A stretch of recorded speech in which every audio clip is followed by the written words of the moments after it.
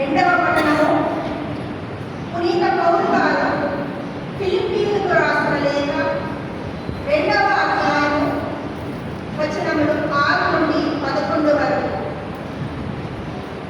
పునీత పౌలు గారు ఫిలిప్పీయులకు రాసిన లేఖ 2వ అధ్యాయము 6 నుండి 11 వచనములు.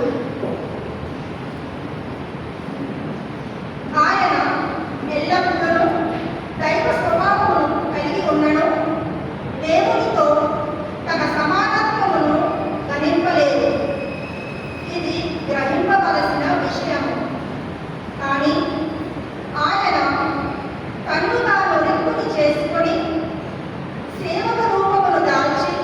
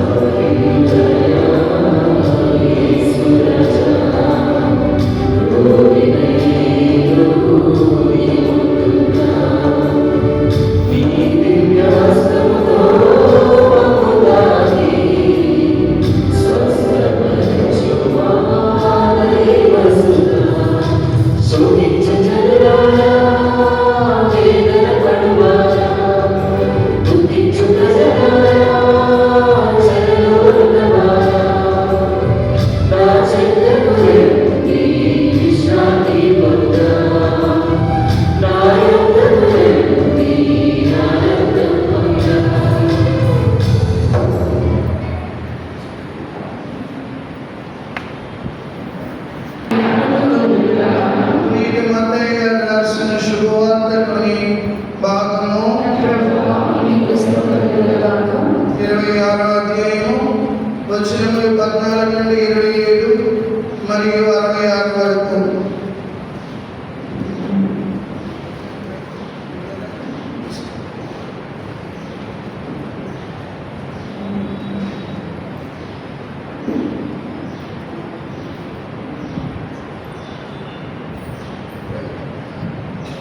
క్రీస్తు బాటలు చదివిన పన్నిద్దరిలో ఒకడైన యూదా ఇస్కారియోతు ప్రధాన అర్చకుల యొద్దకు వారితో, నేనాయనను మీకు అప్పగించిన ఎడల మీరు నాకేమిత్తురు అని అడిగాను. వారు అతనికి 30 వెండి నాణెలను ఇచ్చేది. అప్పటి నుండి వాడు ఆయనను అప్పగింప తగిన సమయమునకై వేచి ఉండెను. పులియని అప్పముల పండుగ మొదటి దినమున శిష్యులు యేసు వద్దకు వచ్చి, మేమెచ్చట మీకు పాస్కా భోజనం సిద్ధపరపకూడదు అని ప్రశ్నించేది. మీరు పట్టణమున ఒకానొక మనుషుని యొద్దకు వెళ్ళి, నా సమయం ఆసన్నమైనది, శిష్య సమేతముగా నీ గృహమున పాస్కా భోజనము భుజించునని గురువు చెప్పుచున్నాడు అని అతనితో చెప్పుడు అని యేసు పలికెను. యేసు ఆజ్ఞానుసారము శిష్యులు పాస్కా భోజనము సాయంకాలము కాగా ఆయన 12 శిష్యులతో భోజనమునకు కూర్చుండెను. వారు భుజించుచుండ యేసు, మీలో ఒకడు నన్ను శత్రువుల చేతికి అప్పగింపనున్నాడని మీకు నిశ్చయముగా చెబుచున్నాను అనెను. వారు మిగుల చింతించి, ప్రభు నేనా అని ఒక్కొక్కరు అడగసాగిరి.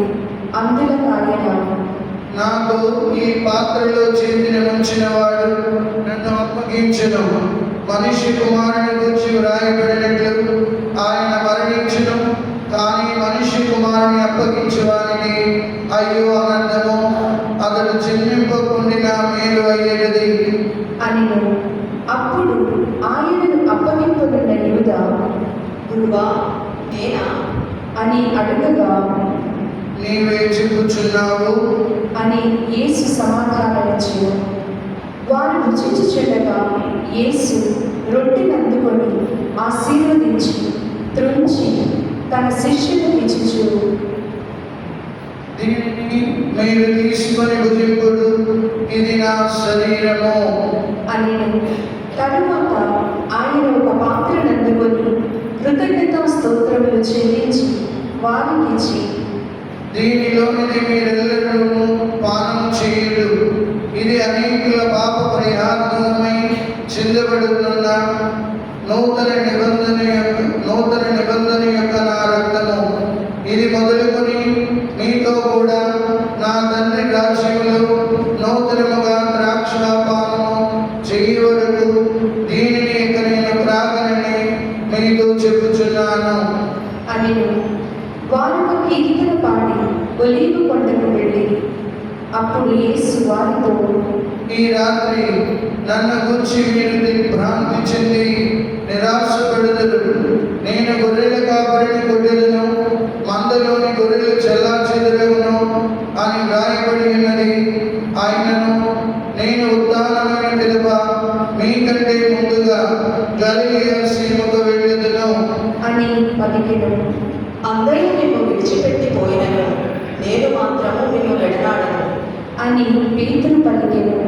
అందుకు యేసు, ఈ రాత్రి కోడి కూయక ముందే నీవు నన్ను ఎరుగనని ముమ్మారు పలికెదవని నీతో ఒక్కానించుచున్నాను అనెను.